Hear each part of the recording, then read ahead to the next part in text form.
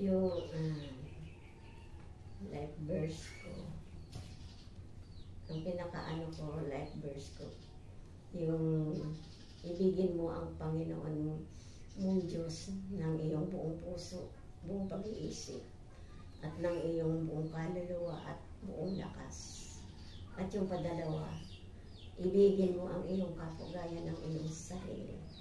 Sa mga gano'n, alam mo yon, importante yun sa hindi pa ako mananampalataya.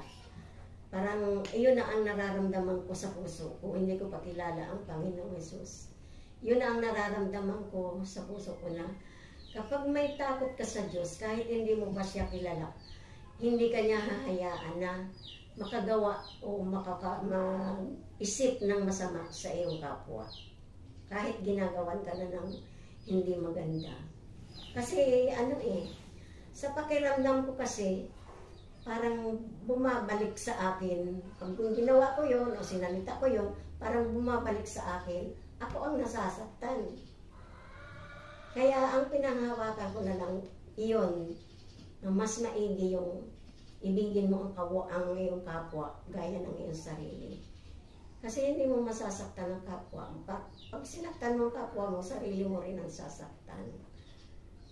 Ayan ang aking pinaka-life verse ko.